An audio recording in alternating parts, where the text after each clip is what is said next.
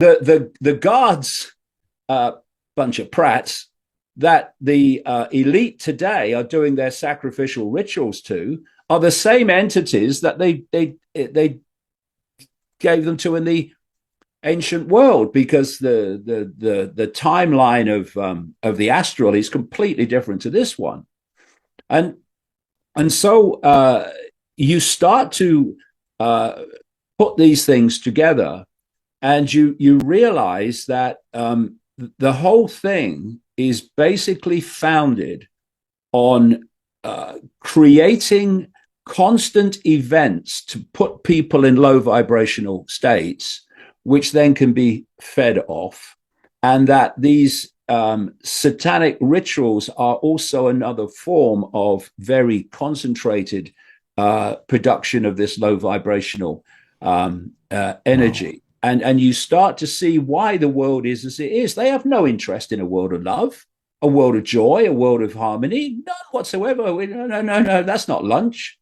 Start another war. Wherever you talk to them in the world, they talk about the same thing. It's that these people who are doing these satanic rituals, and the whole foundation of this global cult is based on Satanism and Peter.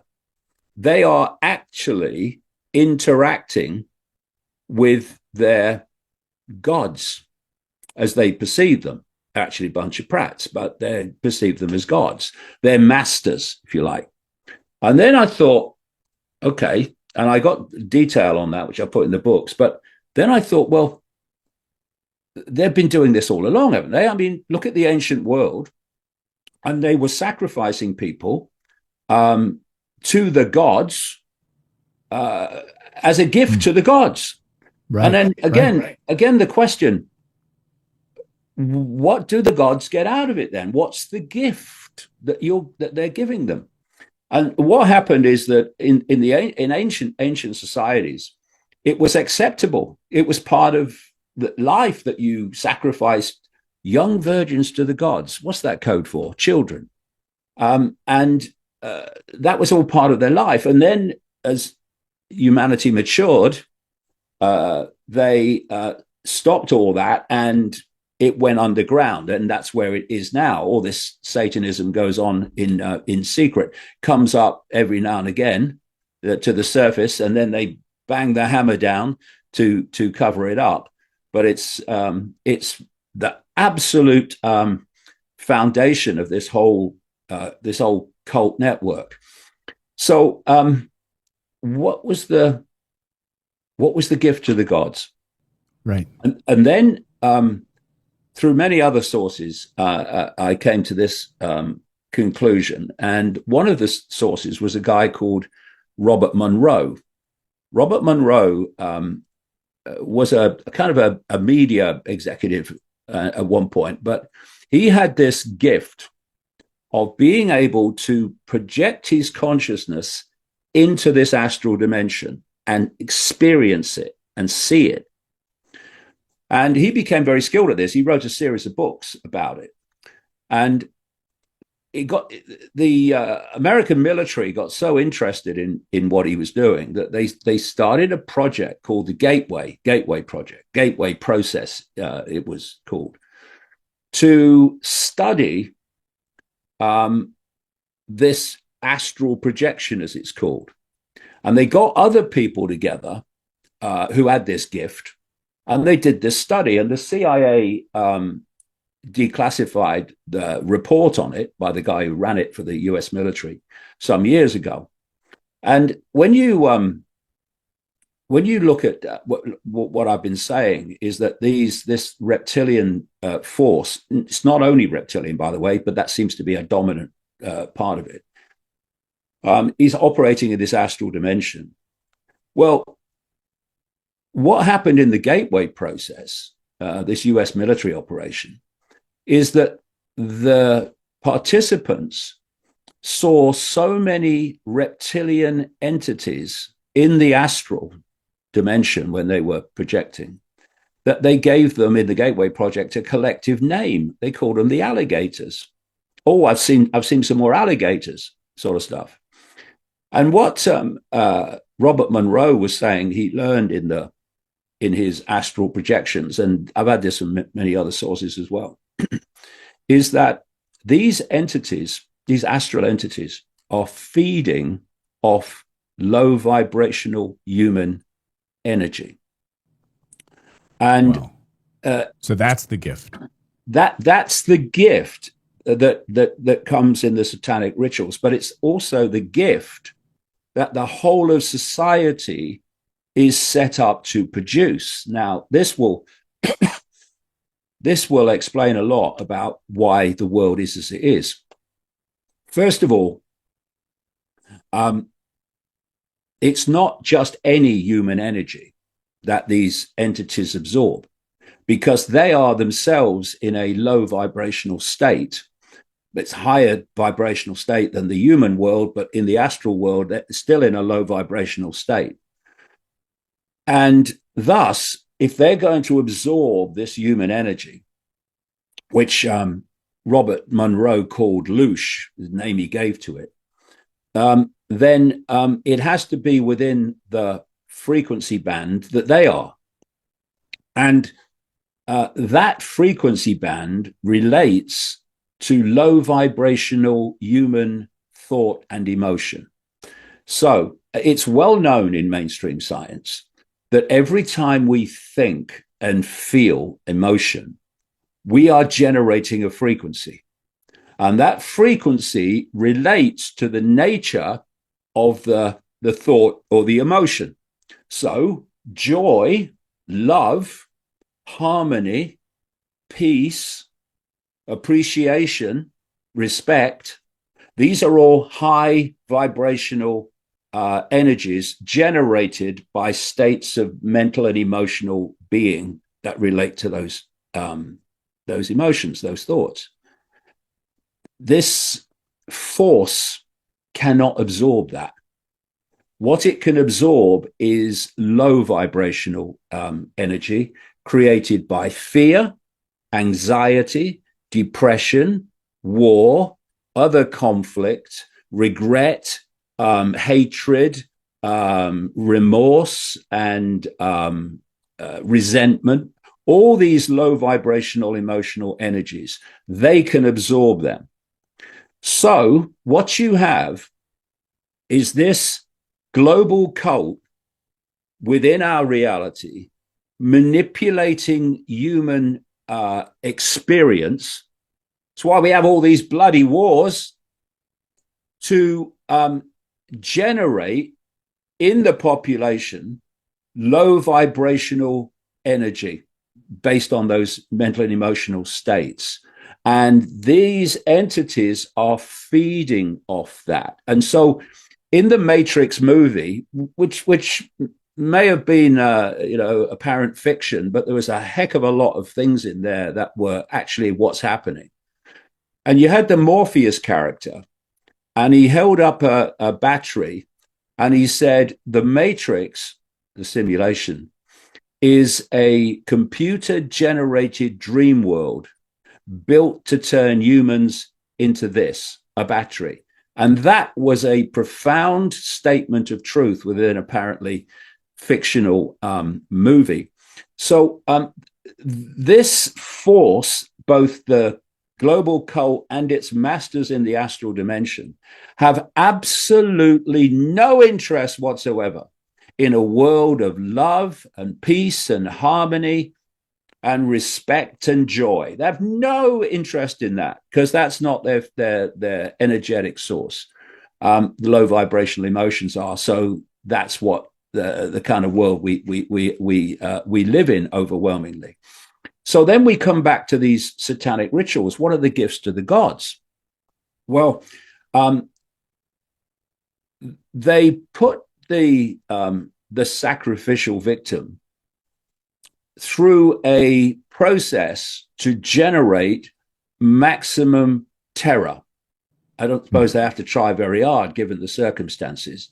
Maximum terror. Imagine you're a kid, oh dear. And what's happening is if I look at someone, and they're in a very extreme emotional state, I will see in their facial expression and their body language that they're in an emotional state. What I won't see, because it's outside of visible light, is the energy, the frequencies they're giving off that relate to that state. Because that energy is in the frequency band of the astral dimension. So when these sacrificial rituals are happening, these entities oversee from the astral dimension the ritual, and they're feeding off this incredibly powerful and intense low vibrational energy called terror. And that's the gift to the gods. And at the same time, these Satanists within our human reality, they drink the blood of the sacrificial victim. And as people have told me who've witnessed this, they get high on it. It's like a drug to them, a massive high. Why? Because states of extreme terror release into the blood an adrenaline. And it's that adrenaline that they get high on. And that adrenaline brings us to adrenochrome. That's what adrenochrome is. It's blood laced with this adrenaline, which these people are literally addicted to. And when I was looking at these ancient societies that were doing this sacrificial stuff in the open, I realized, I write about this in the roadmap, that although we hear about the pantheons of gods, like the Greek pantheon and the Egyptian pantheon and the Roman pantheon, actually these pantheons of gods can be found all over the ancient world in all these ancient societies. In fact, these pantheons still exist in the belief system of Hinduism. And you then start to realize that although they have different languages and different cultures, so they call these gods different things, different names, they're actually the same gods. The gods, bunch of prats, that the elite today are doing their sacrificial rituals to are the same entities that they gave them to in the ancient world, because the timeline of the astral is completely different to this one, and so you start to put these things together, and you realize that the whole thing is basically founded on creating constant events to put people in low vibrational states, which then can be fed off, and that these satanic rituals are also another form of very concentrated production of this low vibrational energy. And you start to see why the world is as it is. They have no interest in a world of love, a world of joy, a world of harmony, none whatsoever. No, that's not lunch. Start another war. And that's why if you look through what we call history, there's a lot more to know about that. We've had this constant conflict, constant war, constant deprivation, constant suffering among vast tracts of humanity. I mean, you look at the First World War, you look at the Second World War. It's not just the people taking part, and death itself as a frequency of vibration. It's all the people back home worried if their loved one will return or not. Imagine the loosh, the low vibrational energy that will have been created in Gaza since October the 7th. And this is happening all around the world. And, I'm banned from 30 European countries and Australia now, and many others if I try to get in there. But before that, I traveled really widely around the world since 1990. And you see the vast numbers of people, the great majority of people actually, are living very challenging lives, trying to survive another day, another month, or whatever, in terrible circumstances. And so there's all this challenge, emotion, a mental response, energy that's basically turned the Earth into a vast battery, producing energy for these entities to absorb. And it's one of the things, funnily enough, that I've written about over the years, and I do in the roadmap as part of that whole putting the dots together, is reincarnation, and this gateway process of the U.S. military kind of came to the conclusion in its report that reincarnation is actually real, because what's reincarnating is not the body. It's consciousness. It's a state of awareness, a state of consciousness. Some people call it the soul, although that's only one level of it. And so you have this situation where, or certainly questioned in my mind, is when you leave the body, like in a near-death experience, or you leave permanently. What happens then? Are you then out of the simulation, out of the Loosh production machine? Because if you were, because of what I've just said about the challenging lives that so many people have, the great majority, if you left the body at the end of an experience of human, surely you would say, well, I'm not going back there. Right. Stop that for a game of soldiers. That's horrible. Right. You gave me the experience of being a paraplegic for the last 60 years. Why would I want to go back to that again? Exactly. So then I really got into this whole what the hell is that all about? And again, I write in the books in terms of the detail, but basically, what you have is another level of this simulation, which is the astral dimension. And the idea is that when consciousness leaves the body, it enters this astral dimension, okay, but they don't want you going any further, because if you do, you're out of their control and thus out of their Loosh machine. They want you to reincarnate back into this reality over and over again. So it's like a self-perpetuating machine. And I set out in the books in detail how this seems to work, talking to people who've got memories and have experienced it and all that stuff. And that is that when you enter this astral dimension and you see the light, or the tunnel with a light at the end, you think you're in some form of heaven, because compared with what you've just experienced, it seems to be.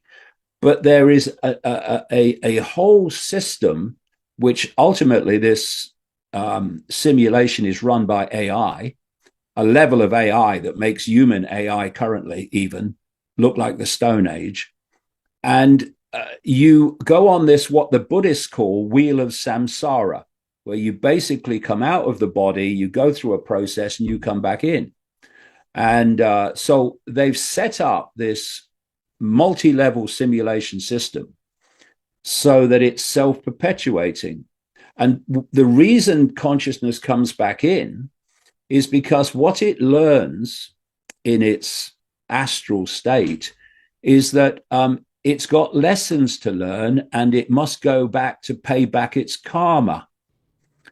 We hear this in the teachings of, or the research I've read, Journey of Souls, Michael Newton's books on reincarnation, and it's a common theme throughout all of the regression hypnosis that he does in his work. Thousands of people who are totally unrelated all say the same thing, that once they've left the body and they're in this astral state, they've sort of chosen to come back to fix or work on something that heretofore was a deficiency in the previous life. And basically, it's a load of old crap, And I tell you what I've noticed. Um, I can come to something else I've noticed in a second, which relates to it. But what I've noticed is the relationship between humans in the human realm and to authority mirrors the relationship of consciousness, soul, if you like, in the astral in relation to authority. So people look to authority in the human world to tell them what to think and to tell them what to do, and overwhelmingly they'll get their information from those sources and they'll be guided by those sources. Oh, hello, doctor. I'm not very well. Please save me, doctor. And all these different institutions of authority. And then when they leave the body, this is a fascinating thing to me because um, one of the common themes of a near-death experience is when they leave the body, they say, "It was amazing. I've never experienced anything like it." And then you say, "Well, you believe in reincarnation, though, now?" "Oh, yeah, reincarnation, yeah." So you must have experienced it lots of times then. So why have you never experienced it like this before? You must have done. And so that was my question. Well, how does that work then? And then I've come across information and talked to people who have a memory. They're not that many in number, but the common themes are very compelling. They have a memory of the incarnation process. They have a memory of the pre-incarnation process in the astral when they're about to come back, and they then have a memory of actually coming into the body. And what they talk about is that as you come in, you go through some sort of very powerful electromagnetic field that wipes your memory. Now, there are people, young kids mostly, that do remember previous lives in this reality, but they're comparatively few. And seems by about the age of 7, 8, it kind of disappears. But they do have memories, and they are absolutely phenomenally detailed, a lot of them. There's a guy I quote in my books, a guy called Stevenson, who was a psychiatrist, psychologist, and he set out to basically trash the idea that reincarnation was real through these kids who were describing previous lives, small kids. And what he did is noted what they said in detail about where they were in this previous life and what the background was and who was around them and what have you. And then he'd check it out, because a lot of them, the people involved, were still around, still alive. And he became so amazed by the accuracy of these kids and what they were saying to what he was checking out, even in another country or another town where they'd never been, that he realized that reincarnation was real. I'll tell you one quick story I tell in one of the books. There was this lad who said that he was formerly married to this woman who was much older by now, obviously, but he was a kid. And he said, "Oh, I was married to this woman, and this is where I swear I lived." And these kids are describing houses in other places, sometimes other countries, and they're describing how they're laid out, what the rooms are, etc. And they never ever been there. They're only little kids. And so Stevenson took this guy this kid to this home of where he said he was married to the woman. And Stevenson was saying, the funny thing was, the kid was talking to the wife as if he was still a wife. She was still a wife. Wow. When she's a much older woman and he's a little kid. And it came to the point where they said to him, the family, "Well, if you say you were, previously one of us, where's your will? Because we could never find your will. And the kid went to, I think it was in the kitchen, to a floorboard and pointed at a floorboard. They took the floorboard up and there was the will. And so this guy, Stevenson, he wrote thousands of case studies of these people. So, but what they say is that when they come in, overwhelmingly, they pass through some kind of really powerful electromagnetic field. It wipes their memory, apart from the few, and so they go through a human life in a like blank sheet of paper state. They have no idea where they've come from. They have no idea where they're going. They have no idea why they're here. Well, I guess now we know why these evil beings or evil things do what they do and love these sacrifices and the evil, the wars, the disunity, the confusion, the deception, the conspiracy, all of it. This is why they get powers. They get powers, or so it seems. Crazy, crazy time in people. Crazy and hey, welcome. Welcome to Earth, people. Welcome. Damn, I'm speechless. Thoughtless people right now. Too many evils, too many wickedness. It's just OMG. OMG. Crazy. Crazy. But we go on. Can't stop.